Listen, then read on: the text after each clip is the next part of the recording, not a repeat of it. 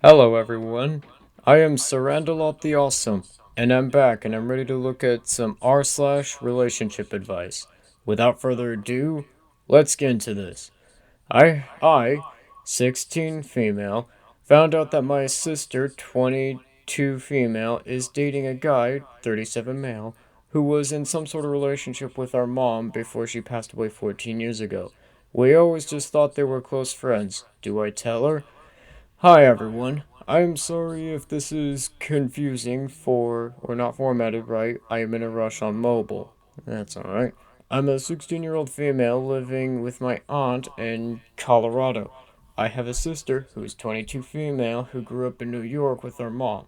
We never knew her dad. My mom passed when I was only 2 in a car accident, but that's when we moved to Colorado.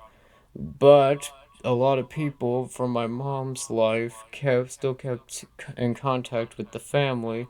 One of these people was Jared, who our aunt told us was really close friends with my mom.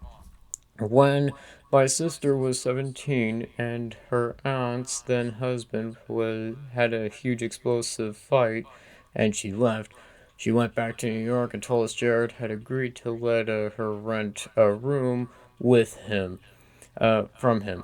2 years later, they told us they were dating, which we all thought was super weird, but at that point, my aunt was having in the middle of her divorce, and it was really nasty with custody of their kids.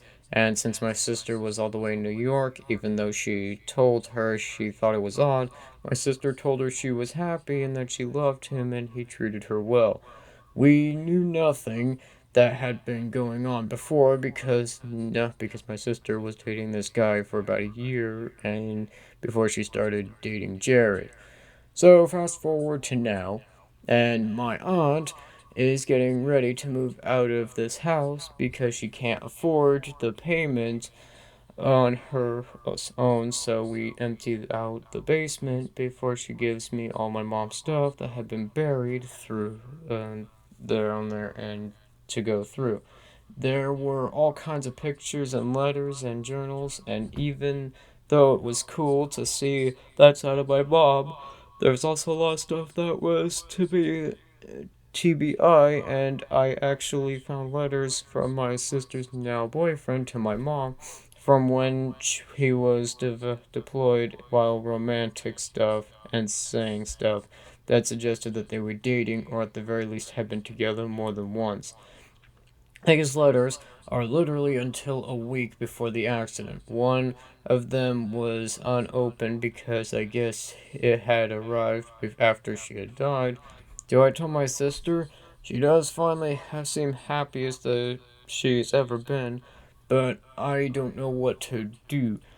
Um, yeah, I would say you probably should, but that's just what I would say, personally. I mean, just, it's not gonna probably ruin the relationship, and it couldn't hurt to maybe tell your sister, I guess. I, 16-year-old female, texted my sister, 22-year-old female, pictures of the romantic letters her boyfriend, 37 male, wrote to her mom. He called me on the phone and then flipped out. This is a part two of the previous post. Hi everyone. My first post is up there for a summary. My aunt was moving out of her house and then found a lot of my mom's old stuff in it. I found letters from my sister's current boyfriend to my mom. The letters somewhat graphic, and it was clear that they had more than just a friendship relationship, which is what we always thought. So I ended up taking a few pictures of the letters and texted it to my sister, and I found a whole bunch of other things that my mom's old stuff that I could send pictures of the rest if she wanted to. And that's all I said because I didn't want her to think that I was judging her or her relationship or anything. A few minutes later, I got a call from my sister's phone and I answer it, but it's not my sister, it's Jared, and he was so peed off. And it was kind of scary because I've always gotten along with Jared, but he flipped out. He told me that I was trying to start drama and that those letters were from a long time ago, and he didn't know my mom had kept them, and it was an invasion of his privacy for me to read them. He told me that I had better throw them out and not tell my sister about it, that she's happy with her, who she's finally recovering. My sister had a really bad eating disorder up until recently. She was hospitalized a lot when she was a teenager, and gaining weight and telling her about this could stress her out and be triggering. It's always a control thing when she feels like she's not in control. She always stops eating and then just becomes obsessive over how her body looks. And he said that she can't be stressed out right now. I told him I thought she should know, and he said that he should be open about his past, and he said that he it would do more harm to her than good. He said not to try to tell her again. He was really mad and it was pretty freaky. So I guess I'm not going to tell her unless I do it face to face. I think he might have already told her something about me, though because she's blocked me on literally everything down to email. Be I guess it's because not something she needs to know, especially because he's right about how he's might trigger her ed. It sucks, but thanks for all the advice anyways. Um, I would still, it's still probably something that he should be a little bit open about. More open than how he is right now. This is a part 3. Update. I texted my sister pictures of the romantic letters her boyfriend wrote to our mom. He called me off from her phone and flipped out. A lot has happened since I last posted. My first post is here and my second post is here. The summary is that I had gone through all my mom's stuff because my aunt was getting a divorce and couldn't stay at her house. My mom passed away 14 years ago in a car accident while I was going through her stuff, and I found a romantic letter from my sister's current boyfriend, Jared, wrote to my mom while she was still alive and while he was deployed. I was always thought that Jared and my mom were just friends, but never known that they had dated and thought I should let my sister know about it. When I texted her the pictures of the letters, Jared immediately called on her phone and didn't react well and told me to drop it. After I posted the second post, I felt really worried about my sister, so I texted one of the people who used to live in New York, who was friends with my mom and who didn't move out of New York for a while ago, and said that they had lost contact with Jared. I got freaked out after reading all that. These comments are everything, so I called the police department where my sister lives and told them I hadn't heard from her and couldn't contact her and I was worried about her. Later on, the cops called me and told me that they had gone to the house and talked to her and she was okay. I was basically going to drop it because as long as she was okay, I didn't really want to stress her out or have Jared get mad at me again or anything. We have been going through a lot of personal stuff here too. My aunt's almost ex husband has been making a lot of drama and calling the house, making threats on social media about my aunt and her stuff. He's the reason why my sisters went back to New York. He is not a nice guy. He is super creepy and abusive.